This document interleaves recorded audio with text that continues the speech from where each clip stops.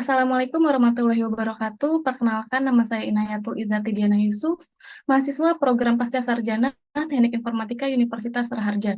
Pada kesempatan kali ini, saya akan menjelaskan mengenai review paper atau jurnal yang telah saya pilih dengan judul Group Decision Support System atau GDSS Model to Determine Supervisor Lecturer for Student Creativity Program dengan dosen Bapak Profesor Dr. Henry M. Untuk abstrak, pada penelitian ini, Group Decision Support System atau GDSS digunakan bersamaan dengan metode Weighted Product atau WP dan Borda Method untuk menentukan calon dosen pembimbing program kreativitas mahasiswa atau PKF yang dilaksanakan setiap tahunnya di Fakultas Teknik Politeknik Negeri Sriwijaya. Lalu untuk permasalahan dan tujuannya, permasalahan yang diangkat dalam penelitian ini adalah penentuan dosen pembimbing PKM di Politeknik Negeri Sriwijaya. Tujuannya adalah untuk mengembangkan mekanisme yang objektif dalam menyeleksi calon dosen yang layak menjadi pembimbing kegiatan nantinya. Lalu untuk variabel penelitiannya, di sini ada 5 variabel. Yang pertama C1 yaitu education level, C2 yaitu academic position, C3 yaitu group tenure, C4 yaitu lecturer certification, dan C5 yaitu achievement. Lalu untuk decision maker atau DM-nya, ada 3 decision maker. Yang pertama yaitu Head of Department, DM2 yaitu Secretary of Department, dan DM3 yaitu Head of the Study Program. Lalu untuk metode penelitiannya, yang pertama ada Weighted Product Method. WP merupakan metode pengambilan keputusan berdasarkan kriteria yang telah ditentukan.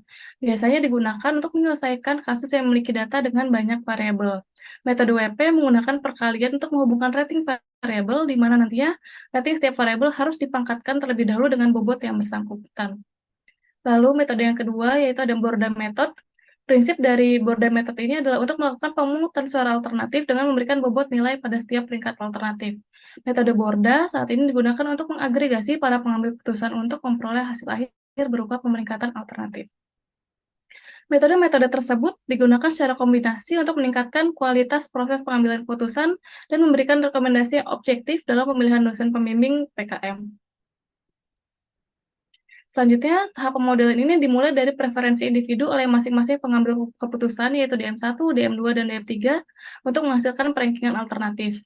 Selanjutnya, setelah diperoleh hasil pemeringkatan dari masing-masing pengambil keputusan atau DM, dilakukan perhitungan pemeringkatan dan menggunakan poin Borda, sehingga menghasilkan pemeringkatan akhir dari proses rekomendasi menggunakan GDSS. Untuk gambarannya dapat dilihat pada gambar 1.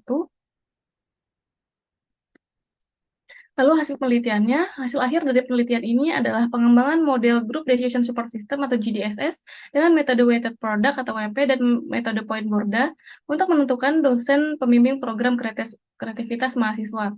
Model ini memberikan rekomendasi objektif berdasarkan preferensi dan peringkat para pengambil keputusan atau decision maker. Implementasi model melalui aplikasi berbasis web memberikan hasil yang sama dengan perhitungan, menunjukkan bahwa efektivitasnya sebagai alat bagi manajemen di perguruan tinggi untuk memilih dosen yang sesuai untuk program kreativitas mahasiswa. Lalu untuk kelebihannya, keuntungan menggunakan model GDSS adalah memungkinkan integrasi berbagai preferensi dan pemeringkatan pengambilan keputusan, sehingga menghasilkan rekomendasi yang lebih komprehensif dan objektif. Model tersebut juga memberikan pendekatan sistematis dan terstruktur dalam pengambilan keputusan, memastikan konsistensi dan transparansi dalam proses seleksi. Dengan kata lain, keunggulan penelitian ini terletak pada penyediaan alat yang praktis dan efektif bagi manajemen di perguruan tinggi untuk memilih dosen pembimbing PKM, serta meningkatkan kualitas dan keadilan proses seleksi. Lalu untuk kesimpulannya, kombinasi metode WP dan Borda dapat dijadikan model dalam pembuatan GDSS. Rekomendasi yang dihasilkan GDSS dapat dijadikan acuan oleh para pengambil keputusan di jurusan Teknik Komputer Politeknik Negeri Sriwijaya yang terdiri dari DM1, DM2, dan DM3. Cara ini dapat digunakan untuk menentukan calon dosen yang cocok mendampingi kegiatan PKM. Terima kasih banyak atas perhatiannya. Wassalamualaikum warahmatullahi wabarakatuh.